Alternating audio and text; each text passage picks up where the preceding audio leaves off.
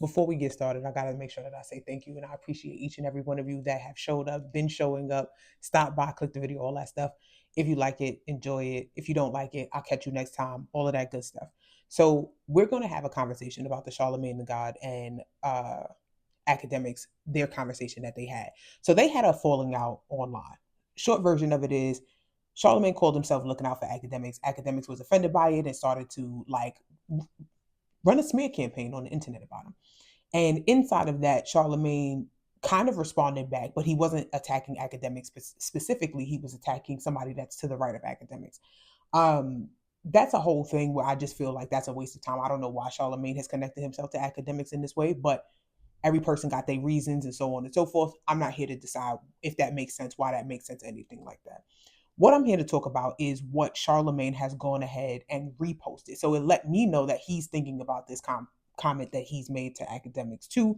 There's a certain clip in which Charlemagne calls Akademiks manic. Take a look. Yo, they trying to take me out. They trying to destroy me. They want me gone. I saw you post, Bobby, I'm bringing mad security to sit down with Charlemagne because Dez might have me killed. Nobody's online saying Rock Nation wants them dead except for Charlemagne, you. I don't think you're tapped in. I must not be. I could be completely wrong. You sound manic. You sound paranoid. I'm not even joking. Like, you sound manic and paranoid, bro. Yo, like, no. If I'm wrong, I promise you, I'll be the first person saying I'm wrong. Charlotte, listen. The reason why you're so wrong about that is because... I might be. No, you're wrong. Oh, no, you're wrong about that because... you are very convicted about this Rock Nation is after me thing. How would I speak from my perspective? I'm manic then. How would Dame speak from his perspective? He's manic. How would Nikki speak from her perspective? She's manic. Okay, do you think Drake is manic? I haven't heard Drake say nothing. Okay, so all right, so now you're backtracking. I'm gonna be honest with you. You just named 3 people who sound manic as fuck. Who? Nikki, Dame, and you. I sound manic with that. You starting to sound a little manic. I didn't see it in person. I see it online. So online, Charlotte, I'm like, yo, he performing. Seeing it in person is crazy. Like, I'm like, yo, and by the way, and you can ask Alex. I said to Alex, I just want to talk to Alex, see if he really believes some of this shit. So I want to go into this piece of the conversation. I watched the entire 3 hours because I felt like it would be valuable to get some context. Like maybe there would be some version of Akademiks that I would have seen that I could have attached to or empathized with, anything like that. Kind of humanize him, right? Because as far as I'm concerned, he's just an internet bully. Watching this, I now think that he is an internet bully that might be actually kind of losing his mind a little bit. And I'm not, I can't diagnose him. That's not my job. That's not my role. But an important part of our discussion today is that I am in school, grad school in particular, for developmental psych. And these are some of the conversations that we have. So I'm going to take you with me on how I'm looking at this. So first things first, when I saw this whole back and forth and Charlemagne gets to this point of mania and so on, I actually, like we did with the Drake video, I actually thought of a particular character, the Riddler, and not any Riddler, the Riddler from Batman Forever. So I don't know if y'all seen this before, but to give you a quick run through of the Riddler's like origin story and how he became who he was, he worked for Bruce Wayne and he had this idea. He was smart and all of the things. And he put together this box, right? And this box is supposed to attach to TVs. So it kind of worked like a more interactive experience of any kind of TV show. This is how I remember it. So if I'm not right, I'm just not right. My bad. But essentially, it was kind of like mind control. And he presented the idea to Bruce Wayne, who owned the company that he was working for, and said, he wants to do this thing. Bruce is like, nah, we're not doing that. Now we know who Bruce Wayne is. Bruce is Batman and all these other things. And Bruce is supposed to be like this super upright, ethical, billionaire and so on. He's this great guy. And it's like, oh no, we can't do that. It's unethical. And bro got mad about it. His name was Edward Enigma. So he was going throughout the show as Enigma. That being said, this is the origin of his villain arc. Right? So while he was working on it and he was perfecting it, he was frustrated that Bruce Wayne did not see him for the value that he was. Pay attention to these notes inside of the development of this villain, okay? He was upset about not being recognized. He was upset that he was overlooked. And he continued to work on it, and he became more aggressive about being seen for the intellectual contributions that he had to offer. And inside of that, there was a slip because his supervisor caught him still working on the project. And his supervisor was like, yeah, you got to get out of here. Like, I got to go report this. And of course, he offed his supervisor, and then he faked his own self-deletion. And this is where he transitions into becoming the Riddler. So remember again that his, I want to say, weapon of choice is this box that attaches to TVs. Now, currently, we all love us a phone, right? We all love us social media. And where I'm drawing the parallels is that Akademiks, especially when watching this interview, has developed this really concerning kind of grandeur and elitism behind his capacity to be influential on the internet. And it's now seeping into his internal thought process, and he is not very well differentiating between his persona, which I don't think at this point is a persona, but the character that he plays on the internet versus who he is and is supposed to be in person. So I'm going to start like referring to my notes, so bear with me a little bit, all right? So why this was such a standout point for me is because we don't see this with just Akademiks. My concern is like we make this joke. I think there's like a meme. If I could find the meme or the viral post where they was talking about the nature of oligarchs, where they was like, yeah, I thought oligarchs were gonna be cool guys. Like we always thought that the oligarchs was gonna be the Iron Mans or or the Bruce Waynes, right? Like we always was like, nah, they about to be lit. And we really underestimate the significance of like a dude that grows up like a Poindexter and starts making money. And while we make the joke, we are underestimating the fact that these is really like Charlemagne said, this is the revenge of the nerds. And I'm like, yeah, like I don't think we're talking enough about like these motherfuckers have money and the internet and are angry still. Like there's this guy from Planter. Is it Planter? I forgot. Is it Peter Thiel? I think it's Peter Thiel. Bro, did you see the clip with this motherfuckers like, oh, you want to save humans, right? Like, watch the clip. Look. You would prefer the human race to endure, right? You're hesitating. Yeah, well, yes? I don't know. I would this is a long hesitation. This is a long hesitation. There's so many questions implicit Should in this. the human race survive? Yes. Okay. But I also would I also would like us to radically solve these problems. On are you going to save or be cool with humans? He even went as far as having a conversation about our capacity to do gender reassignment is not enough. He's like, yeah, we need to be making humanoids. We need to be like, he's having a whole conversation about how humans are just not as valuable as they should be, completely distancing himself from being a human. And it's because let me not say it's because there's no way for me to know this, but just off the fact that he's never felt like he was a part of something, I feel like this is making them like psychotic to some extent or another. We're now at a point where we're watching people like Akademiks, people like Peter Thiel, people like Elon Musk say crazy shit like, oh, nah, we don't need humans. What are humans for? Like, yeah, we're going to get AI to replace everything. What's wrong with you niggas? Like, why is this so complicated? But then I'm just like, these motherfuckers really went from lames that nobody talks to. And I'm not trying to be mean when I say this, but just hear me out. Cause now like I'm passionate about this, right? Like, so they went from lames that nobody talked to having everything and still being a lame and nobody really likes them. Or at least the people that do like them, they're obsessive about them. And these motherfuckers have no capacity to exist in the middle, right? So here we have this overcorrection or this pendulum swing of experience where they was completely ignored and nobody was paying them no mind, to now everybody fucking knows that they got all of this money and it really immediately went to their head. So now their prefrontal cortex, which is supposed to regulate all the other shit that's happening in their brain, it's not fucking happening. But we're seeing it in real time where I'm like, oh no, like I never thought about the fact that these motherfuckers are really dead ass like scary villains. Like they can't really throw hands. They're not super brawler, because that's the same thing like even with the Riddler. The Riddler wasn't like super strong or nothing like that. It wasn't that. He was smart. Like, and I think that that's another version of alpha. Like I hate this. Fuck that. I hate that I'm using that term. It's another version of alpha that's being used that like we never really think about or hold up to the front.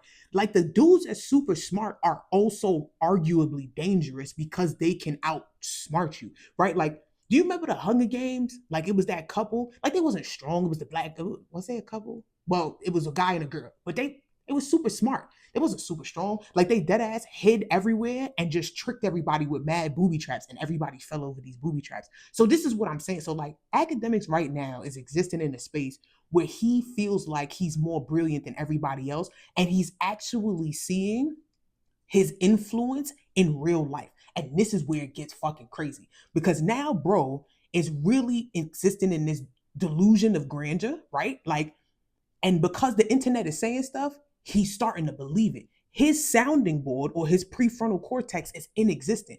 And bro is dead ass existing in a place where it's like, yo, he talks to himself all day. Like right now, I'm in here, it's just me and my plants and paintings, bro. Like it's plants in the corner. Maybe I'll insert a picture of my plants so y'all can see it. It's plants in the corner. It's just me. So if I stay in this state of existence too long and then I go into my YouTube shit and see people like, people engage, people talk, and all these other things, like I am creating a new reality outside of me getting up and going and washing my clothes, washing my own ass and going to the gym and shit like that, right? Like, so he is existing in that place all the time. Buddy was also talking and he's like, yo, my crib is set up like Alcatraz and blah, blah, blah. He's also scary. Do you understand? Like, if you put yourself inside of a fort-like structure, a prison-like structure, you do understand that you are creating that reality that you should be afraid of outside. So now when Charlemagne is talking about like, yo, bro, you sound manic, I'm like, yes, because he's creating an entire existence that does not look like the rest of us. This motherfucker, when he went into his Rock Nation spiel, when I tell you, I was like, oh, nah, he really dead ass believes this. And not only does he dead ass believe this, he really said, yo, Charlotte, you not listening to Nicki and Dame Dash? And I'm like, bro, these are your examples of truth? I'm like, yo, he has no shot. And he's sitting in the crib. He sits in the crib and he's drinking. He's talking to a stream and an echo chamber that validates him. And then he's getting paid for it. So I've talked about this in the past. And I think that it's important to iterate in this particular instance that psychosis and depression, not exclusively, but the theory behind psychosis is that there is a dysregulation and possible overproduction of dopamine. So you don't have enough receptors to kind of get all of that stuff under control. And depression, when people underproduce dopamine, they don't interact with anything, right? They don't have the desire to interact with anything. So remember, I've said this before, so forgive me when I say remember.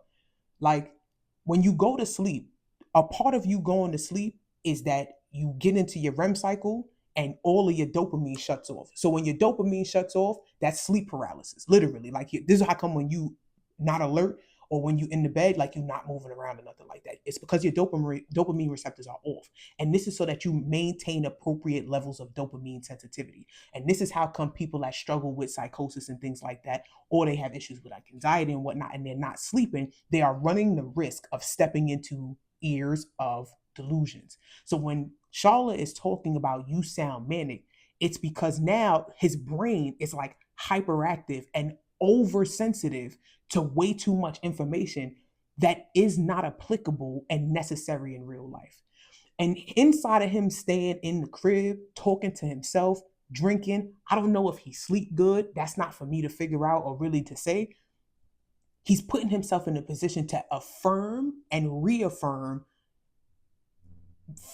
fictional kind of states of existence. The notion that he felt like, yo, I could help Rock Nation, oh, the narratives is not working. He really was talking to Charlemagne face to face with internet talking points. And an important part of him getting to this day, because I don't think he was always like this. There was a point where he was kind of timid. Like when you see him back in the day, it's like, yo, he was an unassuming guy. And the more and more he exists in this space, the deeper it's getting. So I also want to tell y'all, like, when you see weird shit happening, like you got to understand, like trauma, stress, fear, all that shit is a cumulative kind of process. It's aggregate.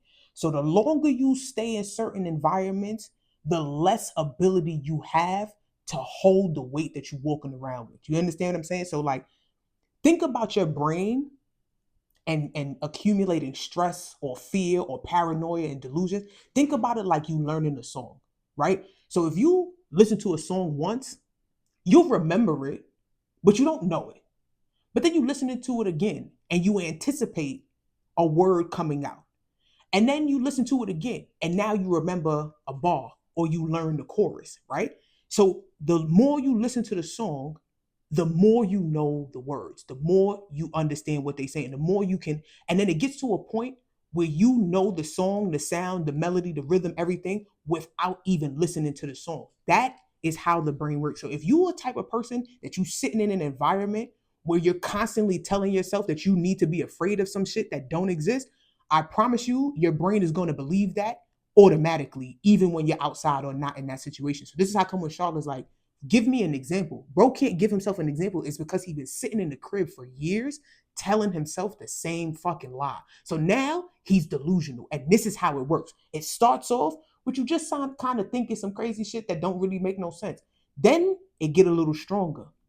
And you start to be in places where it's like, why would you even be saying some stuff like that? Why do you? And then it goes a little further and it gets into that psychotic period, right? It goes into that crisis state. So I pulled up some kind of talking points around this, like initial stage. And initial stages start with like the social withdrawal and isolation, increased anxiety, the decline in performance, and then the unusual thoughts and perception, like being watched. Mood changes that go between depression and euphoria. When I tell you I'm watching, bro, and I'm like, yeah, he's probably gonna crack. And I think that this is important to understand that even with like musicians, and again, going back to that Hollywood stuff, being in these places where you're constantly validated and you're not getting enough sleep and you don't detach and you don't kind of just live around your family, not going back to your roots, puts you in these states where it's like, oh, your brain might be creating a new reality. And the longer you exist in that, the more it becomes true for you. Does that make sense? And this is how I come, like, when people get into like new money and shit, like people deal with imposter syndrome because they like, yo, I still can't believe it. Yeah, your brain hasn't caught up to all of the things that you've created around your life. Like, I left New York, and to put it in perspective, I left New York. I live in a much quieter, calmer state, at least in this part of the state, right? Like, and one of the hardest transitions for me was like, there's not no big ass bolts and heavy metal doors everywhere. That shit really actually was like, oh, it's quiet, it's calm. I'm telling you, like, I went outside, and the first time I went outside and I could hear like the grit on the ground underneath my sneakers. I could hear my zippers like clinking on itself. And I'm like, that level of quiet was actually like an adjustment because I was uneasy, because your brain works in automation for detecting like concerns, alerts, threats, and everything else. It's always about keeping itself safe. But if you are constantly integrating fear or somebody watching you, you're going to make yourself crazy, and people don't even have to come near you that ass going to be afraid of them. And I think that that's what's going on with him. And when they get into like what they call the acute stage, so this is further than that initial stage of like just hearing things or whatever, not hearing things, or believing that certain things are concerned, then you start to step into potentially hearing things. I can't imagine that motherfucker don't be in the crib and probably think somebody coming up the hallway. You ever seen people get real nervous and they jump up and they start checking to see if it's like, oh, I thought I heard something. Oh, I thought I heard something. Because the brain is on high alert. So people that come from traumatic backgrounds, they don't chill. They don't be at ease. They don't relax. Now imagine, bro didn't grow up in a hard environment. I think that that's what make it worse. He's not equipped to even deal with the type of mess that he make. And this is what Charlemagne was telling him. He's like, yo, stop kicking the hornet's nest. Stop bashing women unnecessarily. He's like, yo, you make all of these claims and then you do stuff like, oh, Kendrick ain't shit, and then go to a Kendrick Lamar concert. And hit, like, I mean this with respect, like, bro went to the Detroit concert. He was really trying to go and be unnoticed, but he still got pulled up on. He went to another event. He was talking about, what's that motherfucker name? Lil Baby. Lil Baby was like, nah, we cool. And his mans popped on him. Like, he went and he was chilling with Lil TJ and them. Them niggas popped on him. So you understand, like, now he going into reality, and all of those fears, he talking about Rock Nation. Rock Nation ain't punch him in the face yet. It's everybody else. But his dissociation, his grandeur makes people like Lil TJ and them seem like, oh, they irrelevant. Because even in the interview, bro, it's like, oh, I got rappers coming after me with hundreds of millions of dollars, and he's saying this like he should be proud. I said, boy, can you fight the way you talk? Listen, he doing all that. He's slipping into this stuff. Another part of the conversation with this acute stage of like slipping into psychosis is the disorganized speech, right?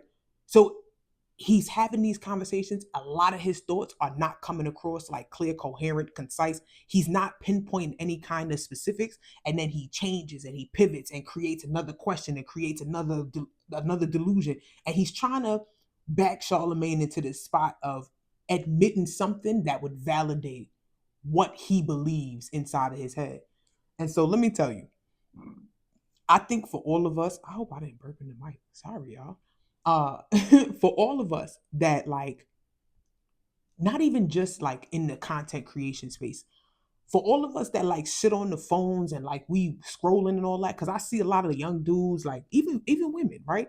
They talk about like, oh, y'all out here believing Megan and Cardi and blah, blah, blah. And I'm like, it's mad dudes that's out here really going outside with alpha bro talking points, talking about all my high value men. And I'm like, bro, you, yeah, y'all gonna stress me out. Listen,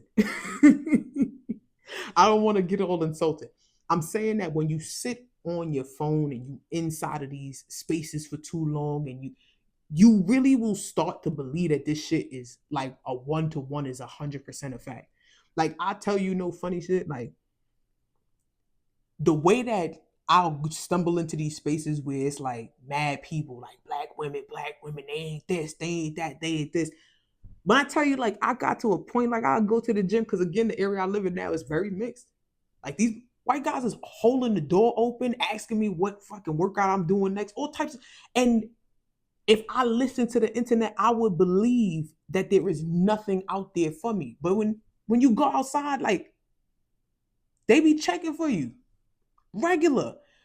But this is what I mean when I say, like, you gotta be careful in balancing out how you handling these spaces and how often you are engaging with this internet shit. Because I think that there's a lot of people that's existing in this academic kind of thought process, but I just don't want a bunch of y'all, myself included, like losing our mind, chasing an ideology or a fantasy that exists on the internet only. You understand what I'm saying? Like, don't go outside dead ass regurgitating memes and like, oh, they should have got it, or like they should have been cool. Like, we could make jokes, we could laugh, we could kiki it up about that stuff, but that shit can't be y'all real life for real. But listen,